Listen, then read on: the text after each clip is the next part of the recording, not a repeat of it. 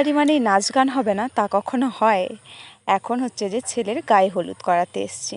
তো দেখো ছেলেও নাচছে আর তার সাথে আমরা সবাই খুব নাচছি। এখন ছেলেকে নিয়ে বসেছে গায়ে হলুদ তেল করার জন্য।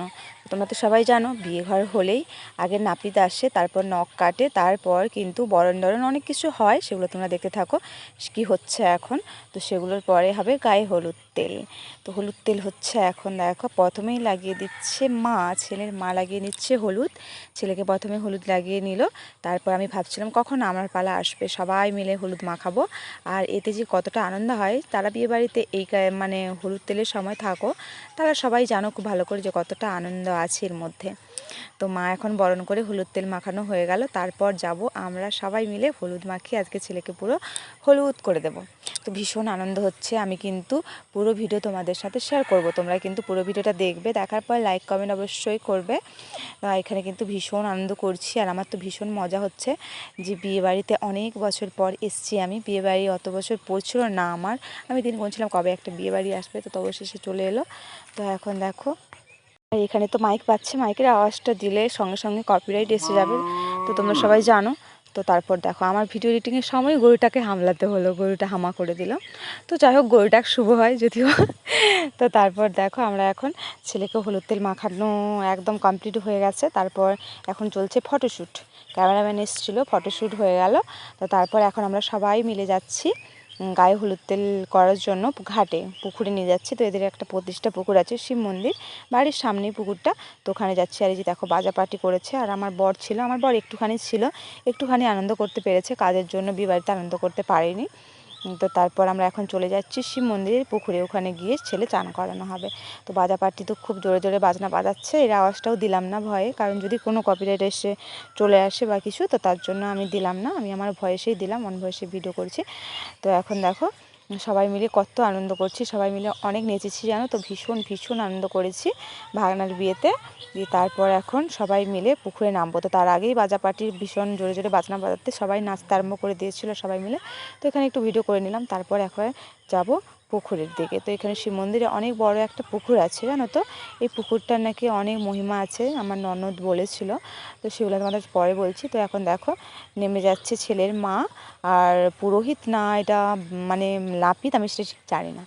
তো চলে এসেছি ঘাটে, সবাই মিলে হলুদ তো মাখালাম, তোমরা দেখতেই পেলে। হলুদ মাখানো শেষ করে এখন ঘাটে চলে এসেছি, এবার হবে ছেলেকে চান করানো। এখানে জলটা এতটাই কম, ভাবছিলাম আমি বোধহয় একটু জল, এক আঁঠু হয়তো জল হবে, দেখতে পাচ্ছ। আর এখানে একটা পাকার ঘর আছে যে দেখতে পাচ্ছ, ওই ঘরটাতে নাকি অনেক কিছু, মানে আগেকার দিনে অনেক লোক অনেক কথা বলতো, জানি না যদিও সত্যি কি না, ওগুলো অনেক কিছু নাকি হয় ওখানে। তো এখানে যে জলটা আছে আমি ভাবছিলাম হয়তো এখানে স্নান করতে পারবে না, একটু হয়তো জল মাথায় দিয়ে নিয়ে চলে যাবে, কিন্তু না, ছেলে নামার পর তোমরা দেখতে পাবে কতটা জল আছে। তো এখন ছেলের মা শাঁখে করে জল নিয়ে মাথায় দিচ্ছে। তো এটা নিয়ম, তোমরা তো সবাই জানো, নতুন করে বলার মতো কিছু নেই। তো এখানে জল দেওয়ার পর তারপর ছেলেরা নামবে পুকুরে, নেমে ডুবে চান করবে, কতটা ডুবতে পারবে জানি না, তো তোমরা দেখতে থাকো পুকুরে ডোবা যায় কি না, কতটা জল আছে। দূর থেকে দেখে মনে হচ্ছে একটুখানি জল আছে। তো তুমি ছেলে নেমে যাচ্ছে দেখো গটগট করে, আমার তো ভীষণ ভয় লাগছে যে পুকুরে যদি কিছু থাকে, আমার তো খুব ভয় লাগে। তো দেখো ছেলে কিন্তু নেমে গেছে, দেখো কতটা জল আছে, এক কোমর জলে নেমে গেছে, তাহলে ভাবো জলটা কতটা আছে এখানে, অনেকটাই কিন্তু জল ছিল। তো এবার দেখো আমার দিদিভাই চলে এসছে ঘর নিয়ে মাথায় করে। তো এবার এখানে আর একটা নতুন নিয়ম দেখলাম, যে নিয়মটা আমি আগে কখনো কোথাও দেখিনি, এখানে ফার্স্ট টাইম দেখলাম। নিয়মটা কী ছিল তোমরা দেখো, তাহলে বুঝতে পারবে নিয়মটা কী। আমাদের পাশে তো হয় না, তোমাদের পাশেও এই নিয়মটা আছে কিনা একটু বলো, ঠিক আছে। এই যে ছেলের মা উঠে যাচ্ছে, এবার ছেলে আসবে পেছনে পেছনে, তো তারপর ধরিয়ে দিল মায়ের শাড়ি, এরম নাকি হাত থেকে মায়ের শাড়ি ধরে যেতে হয়। এই নিয়মটা কিন্তু আমি নতুন দেখছি, আমি এটা কিন্তু আগে কখনো কোথাও দেখিনি। তোমরাও কি দেখেছো কখনো? তাহলে আমি একটু কমেন্ট করে জানিও কিন্তু। তারপর দেখো সবাই মিলে চলে যাচ্ছে এবার ঘরে। আর এখানে কত বড় শিব মন্দির আছে জানো, অনেক বড় শিব মন্দিরটা আমি তোমাদের দেখাচ্ছি, দাঁড়াও ঘুরিয়ে।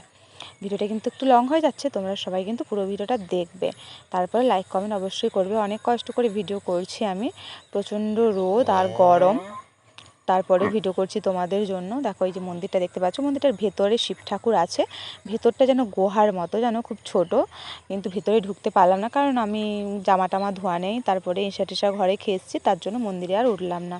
তো এবার দেখো ছেলেকে নিয়ে যাচ্ছি ঘরে। তো তারপর ঘরে নিয়ে গিয়ে আর ভিডিওটা আমি পরে নেক্সট পার্টে দেবো, ঠিক আছে। এই ভিডিওটা এই পর্যন্ত